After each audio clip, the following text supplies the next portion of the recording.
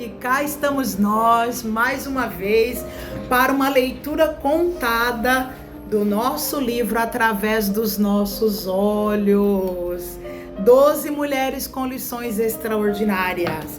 Para você que não sabe, eu sou Eliana Matos dos Santos e faço as leituras contadas de livros, tanto os livros bíblicos, quanto também livros de autoconhecimento.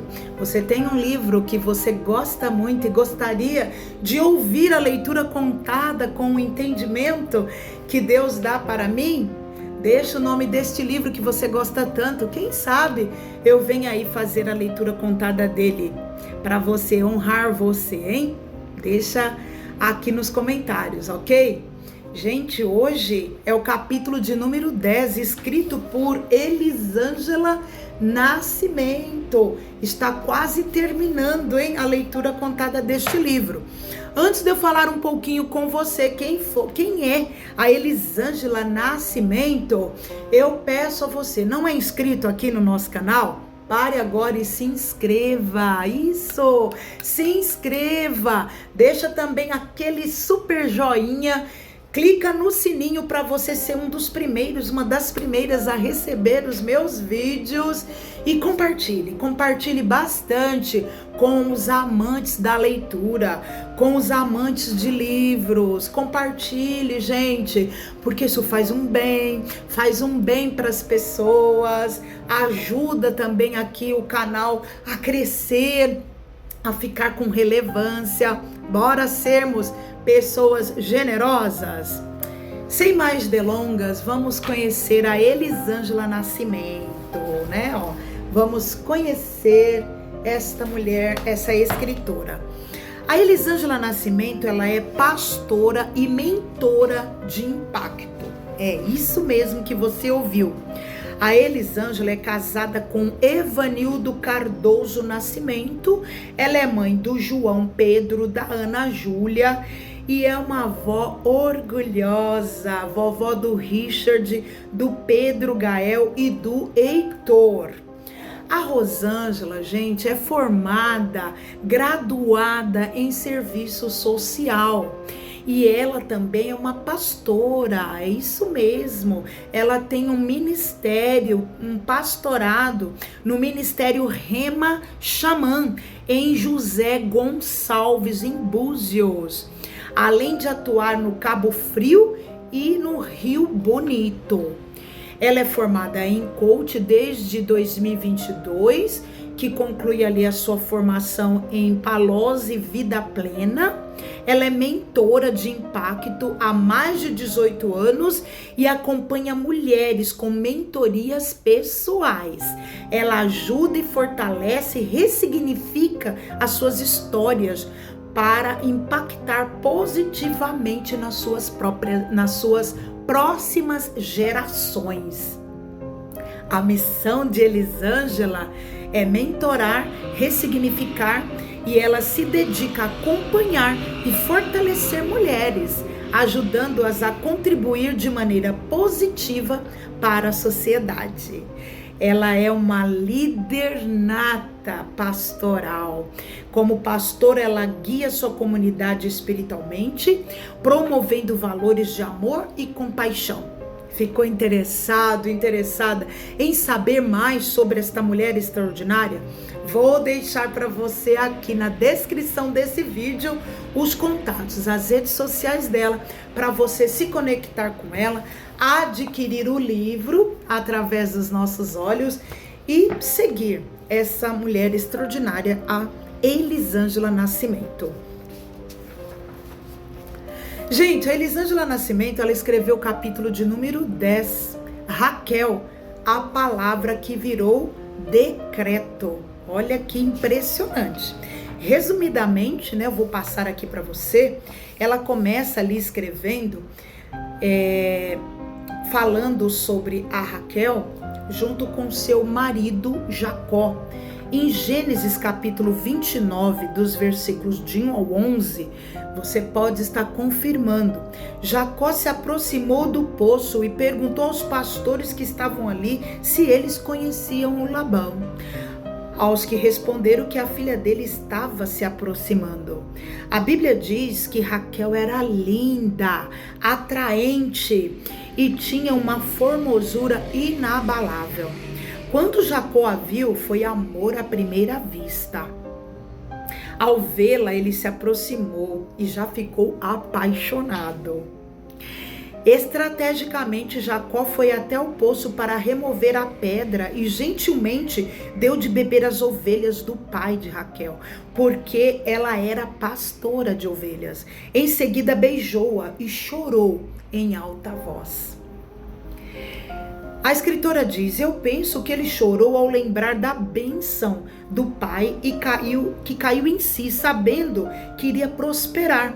Então lembrou-se do sonho da visão da escada. Enquanto isso, a Raquel saiu correndo para contar ao pai a novidade. Labão foi até o poço para conhecer o sobrinho, abraçou, beijou e o levou para a sua casa.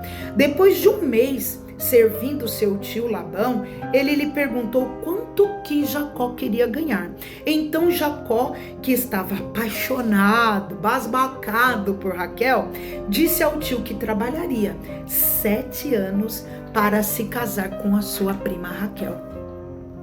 Assim ele fez, e os 7 anos se passaram muito rápido, pois quem está apaixonado não sente o tempo passar e ainda acha que o tempo está voando. Olha, gente, ele já se entregou, né? Ele já se entregou ali. Eu vou trabalhar 7 anos porque eu amo Raquel.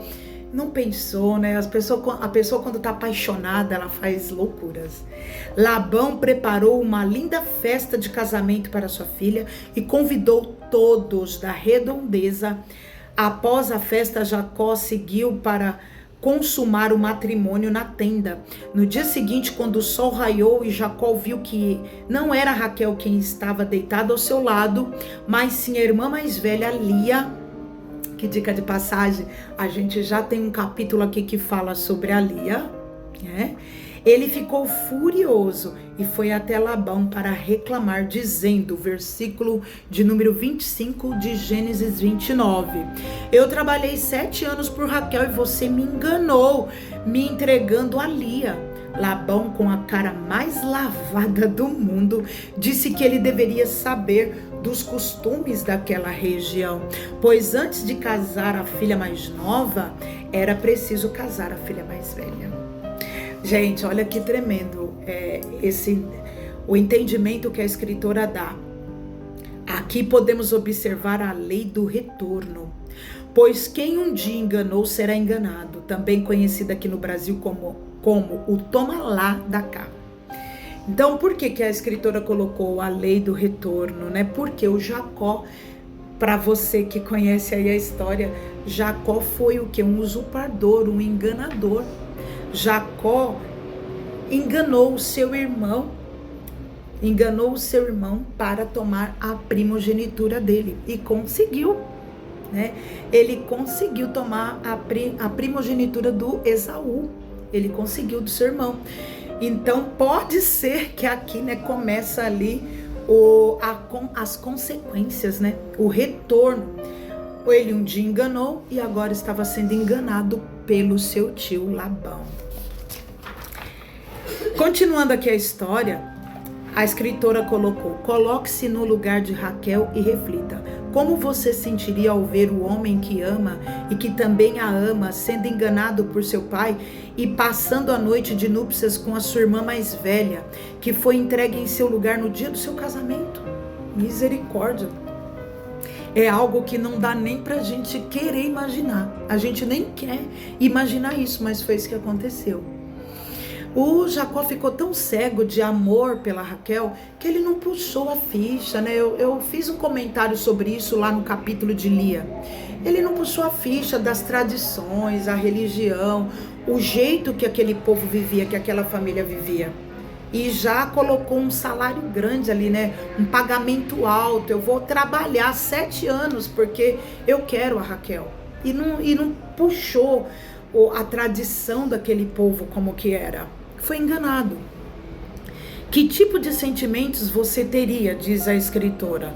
Como passaria a noite no seu quarto sabendo que o seu marido está fazendo sexo com a sua irmã?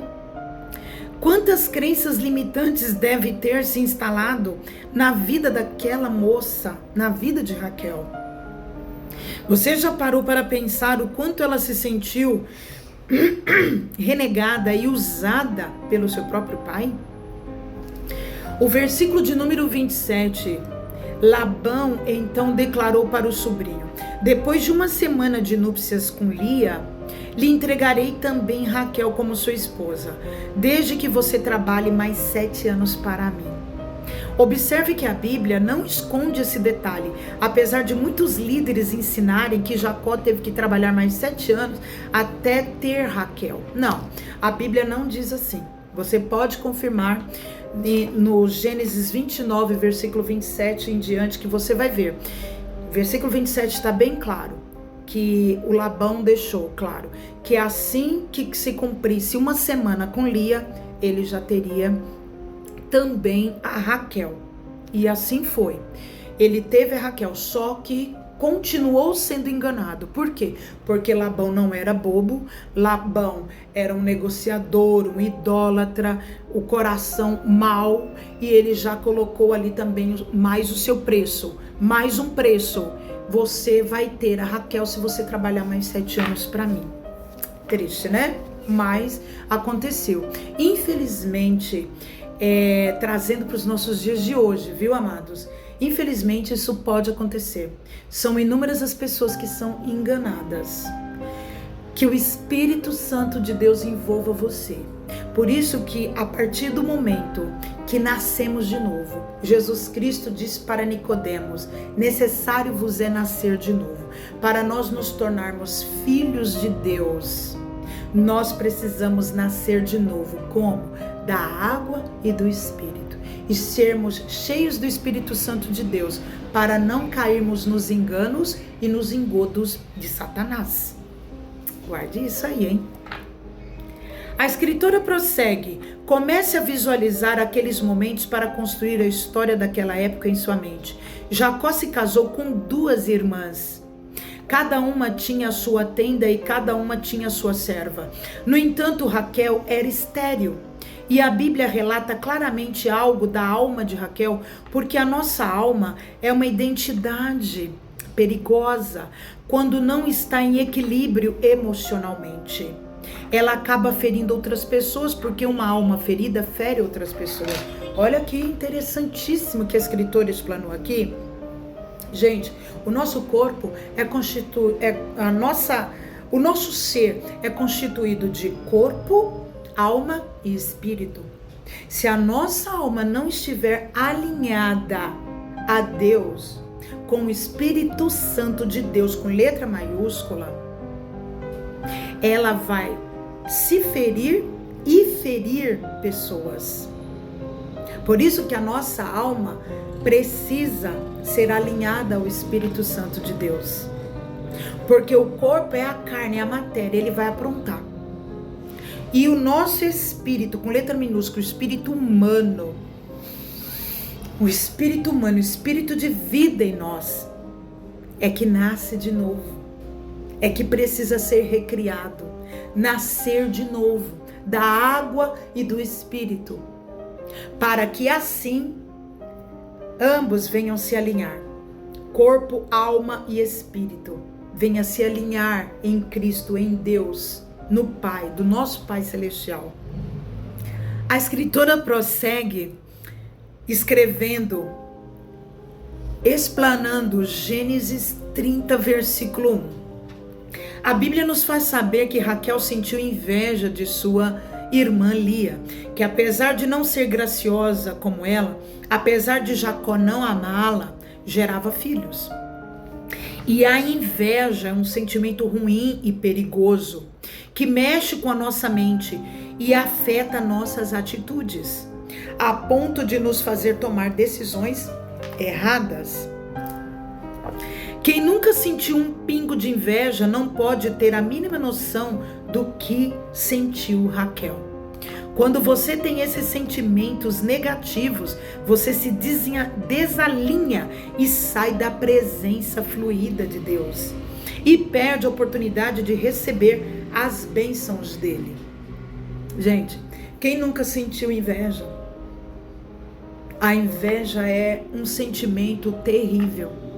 A inveja, ela deseja ser a outra pessoa, ela deseja ter o que a outra tem. E quem nunca sentiu inveja aqui? Só uma alma e um espírito alinhado ao Espírito de Deus, alinhado à palavra de Deus, é que vencerá a tentação da inveja. Porque a inveja também é um sentimento de tentação. Nós somos tentados a invejar. Nós somos tentados a invejar o que o outro tem, o que o outro possui. Invejar a vida do outro. A escritora escreve: Raquel tinha muita inveja da sua irmã Lia, apesar de ser profundamente amada por Jacó. O maior problema dela era não conseguir, durante todos aqueles anos, dar filhos para o seu amado marido. Enquanto sua irmã Lia era uma mulher fértil e deu à luz a vários filhos. O ciúme de Raquel chegou ao ponto de fazê-la exigir que seu marido lhe desse filhos ou iria morrer. Você confirma isso em Gênesis capítulo 30, versículo 1. Chocado com o que estava ouvindo, Jacó percebeu que, apesar da convivência com ele, sua esposa ainda continuava idólatra como o povo daquela terra. E ainda não havia se rendido completamente e se convertido ao Deus de Abraão, Isaque e o seu Deus, o Deus de Jacó. Então ele respondeu: Raquel, você acha que eu sou Deus para abrir a sua madre, para lhe impedir de frutificar? Ao ler o capítulo de Gênesis 30, podemos constatar que Raquel não buscou intimidade com Deus, como fez sua tia Rebeca ou como fez Ana. Ela foi até seu marido achando que ele tinha poderes para resolver o problema. Ela estava transtornada, porque é isso que os ciúmes e a inveja faz numa pessoa. Os ciúmes e a inveja cega e só aumenta o impacto emocional e mental, nesse caso criando uma rivalidade familiar constante. Amados, aprenda a ter intimidade com o nosso Deus, com o Pai Celestial. Aprenda a entrar no seu quarto. Jesus Cristo disse: e quando for conversar, e quando for falar com Deus, entre no seu quarto. Mateus capítulo 6, versículo 6. Entre no seu quarto, feche a porta do seu quarto e fala. Fala com teu Deus, que vê o que está em oculto. E o teu Deus que vê o que está em oculto, o Pai que vê o que está em oculto, nos recompensará. Nós precisamos aprender a ter intimidade com o Pai Celestial, falar tudo para Ele, abrir o coração para Ele, expor para Ele nossas mazelas, expor para Ele nossos pedidos, expor para Ele os nossos sentimentos contrários. Sentimentos de inveja: olha, Pai, eu invejei, olha, Pai, eu ciumei. Nós precisamos aprender a ter intimidade com o nosso Senhor, porque do contrário, podemos nos tornar pessoas amargas, porque a Raquel só ia dificultando as coisas para ela. A irmã ia tendo filhos, um atrás do outro, e ela só ia dificultando, porque ela não aprendeu com Jacó, com o Deus de Jacó. Ela não aprendeu, ela continuou na idolatria. E ela foi buscar ajuda nele em si. Mas, queridos, o homem não pode nos ajudar, as pessoas não podem nos ajudar. As pessoas podem o quê? Nos conduzir, nos dar uma palavra, mas nós precisamos ter intimidade, comunhão com o nosso Pai Celestial. A escritora prossegue aqui: quantas vezes também não achamos que determinadas pessoas têm o poder de resolver nossas questões, deixando de entregar nossas petições a Deus? Em Provérbios 14, versículo 30, o sábio nos ensina que o ânimo sereno é a vida do corpo, mas a inveja é a podridão dos ossos. Quem nunca teve inveja, gente? E nós precisamos nos aproximar do Pai e dizer: Pai, eu estou com inveja. Pai, eu estou com esse sentimento, eu estou querendo ser o outro, eu estou querendo ser o outro, a outra, eu estou querendo aquilo que ele tem, a vida que ela tem, me ajuda. Porque isso vai o quê? Isso atrapalha a nossa vida, toda a nossa vida, todas as áreas da nossa vida. A escritora prossegue: isso nos confirma o quanto a Bíblia nos traz histórias de pessoas reais, com seus problemas de identidade, com o emocional abalado, para nos mostrar que, independentemente da época, somos todos seres humanos com altos e baixos, com histórias positivas e negativas, com qualidades e defeitos. Isso porque normalmente queremos colocar os personagens bíblicos em um pedestal, enquanto a Bíblia nos revela a rivalidade nua e crua, expondo a inveja de Raquel, a sua falta de segurança, a sua tristeza de alma, uma vez que o amor próprio foi dilacerado e ela se sentiu rejeitada, magoada e a pior das mulheres, por causa do estresse causado pela infertilidade. Gente, isso acontece hoje. Um sentimento ruim na alma, um sentimento ruim no coração, uma inveja, um ciúmes, sabe? Uma falta de amor próprio. São sentimentos ruins que vai destruindo aos poucos, a nossa vida, o nosso crescimento, a vida com a família, a vida com o cônjuge, a vida profissional, vai destruindo. Por isso que temos um Deus todo-poderoso, que precisamos nos aproximar em o nome de Jesus e abrir o coração e levar para Ele todas as nossas petições. O apóstolo Pedro disse: lança as suas ansiedades aos pés do Senhor.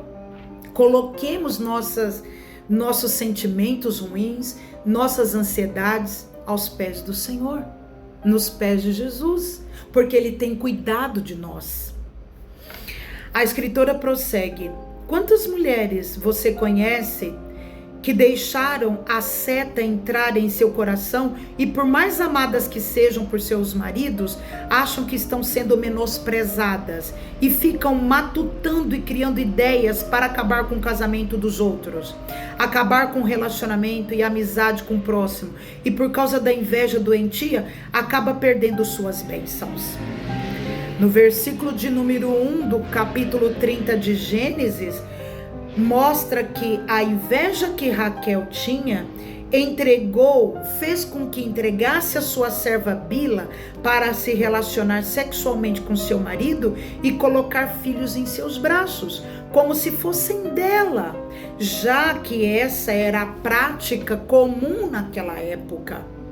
Era uma prática comum, mas ela não precisava se entregar àquela prática comum. Por causa da inveja ela se entregou.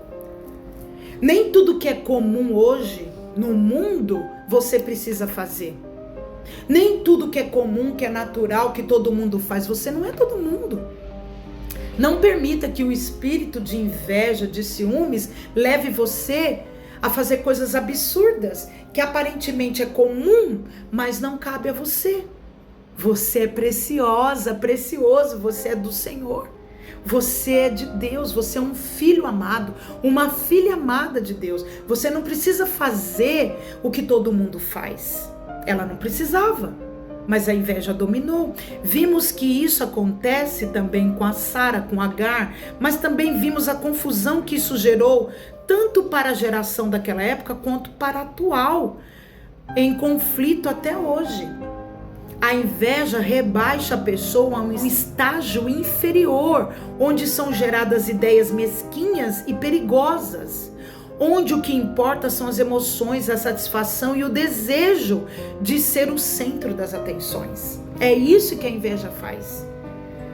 É isso que a inveja faz com a pessoa, gente. Sabe, ela leva ali a satisfação própria, o desejo de ser o outro, a estar sempre no centro das atenções. Gênesis 30, versículo 22 ao 25, a escritora explana. Deus finalmente ouviu Raquel, que passou a clamar a ele. Então ela gerou José, o seu primeiro filho, e após dar à luz a José, ela disse: Deus pôs fim à minha humilhação, porque se uma mulher não tinha filhos porque era estéril, era considerada amaldiçoada. Assim Raquel deu a seu filho o nome de José, que significa acréscimo. Que bonito, significa acréscimo. Foi o primeiro filho que ela teve. Voltando à história, Raquel, vamos conhecer um pouco da sua personalidade. Quando Jacó saiu com toda a sua família das terras do Labão para as terras de seu pai, Raquel pegou os ídolos do pai e os escondeu entre os seus pertences. Ela furtou, roubou, sem contar nada a ninguém. Você acha que durante 20 anos de convivência com Jacó, ela guardava em seu coração a idolatria do seu povo e não havia se convertido realmente a Deus, ao Deus do seu marido? O que você pensa a respeito disso? Veja bem, durante 20 anos já de convivência, casada com Jacó, ela já via, ela observava, Raquel observava os usos e os costumes do seu esposo, mas ela não se converteu. Ao sair, quando Jacó reuniu a família para sair do convívio de Labão, ela furtou os ídolos do seu pai. Muitos teólogos, diz a escritora, defendem a ideia de que Raquel roubou os ídolos do lar do seu pai ao fugir com Jacó por causa das práticas religiosas, superstições de sua família e crenças daquela época. Esse incidente, segundo eles, aponta para a transição da fé idólatra de Raquel para a fé monoteísta de Jacó. E isso chama a nossa atenção para uma maior compreensão das práticas culturais da época, além dos conflitos internos de Raquel. Mas são muitas pessoas, gente, que demoram mesmo para cair a ficha, que demoram mesmo para deixarem o mundo, deixarem de ser idólatras, demoram mesmo. Nós que já estamos, segundo a graça, amor e misericórdia de Deus, na presença do Pai, precisamos permanecer em oração para haver conversão nos corações dos que amamos e daqueles que ainda não se converteram a Jesus Cristo. Como Jacó não tinha ideia do que havia acontecido e sem saber que Raquel havia furtado os ídolos, declarou ao sogro, Gênesis 31:19, não viva aquele com quem achares os seus deuses. Ao profetizar, esta palavra virou um decreto. Labão então procurou os ídolos por todos os lugares, mas Raquel havia os escondidos na sela do camelo onde estava sentada. E quando o pai foi procurar, ela informou que estava menstruada, pois naquela época não se podia aproximar-se das mulheres menstruadas, que eram consideradas impuras. Ela escondeu os ídolos, ela se sentou sobre eles. Raquel não foi enterrada na tumba dos patriarcas em Maquipela, na cidade de Hebrom, local que Abraão comprou para enterrar Sara e os seus. Lá estão os túmulos de Abrão, Sara, Isaac, Rebeca, Jacó e Lia, porque a declaração de Jacó se cumpriu quando Raquel deu à luz ao seu segundo filho, Benjamim. Eles estavam perto de Belém, mas ela, Raquel, sentiu muitas dores. E assim que a criança nasceu, ela morreu. E foi sepultada ali mesmo, onde até hoje existe uma coluna que Jacó levantou. Então veja bem, meus queridos, olha que história extraordinária. Olha quantos insights tem aí para as nossas vidas. É óbvio que é uma leitura contada bem resumida aqui, mas você pode ter acesso nos mínimos detalhes de todo este capítulo sobre Raquel. A Raquel morreu sem desfrutar das bênçãos que Deus havia preparado para o seu amado Jacó, que depois se tornou Israel de Deus. Mas quantas são as pessoas, né, que não acontece isso? Quantas Raquéis, né, digamos assim, a gente tem aí espalhado pelo mundo. Eu espero que você tenha gostado muito dessa história, assim como eu tenho amado. Eu espero que você tenha conseguido captar aí muitos insights. Eu vou deixar aqui na descrição desse vídeo os links para você ter acesso, para você adquirir este livro, para você saber mais dessa história de Raquel, esse capítulo de número 10, escrito pela Elisângela Nascimento, para você saber mais aí na íntegra, ok? E eu fico por aqui. Um forte abraço para você, que o nosso Pai Celestial te guarde, te conduza em triunfo aqui nesta terra todos os dias da sua vida. Guarde você, guarde a sua família, ok, meus queridos? Fique com Deus, fique na paz e até o próximo vídeo, o capítulo de número 11.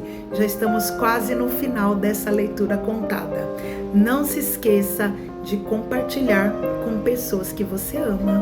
Deus!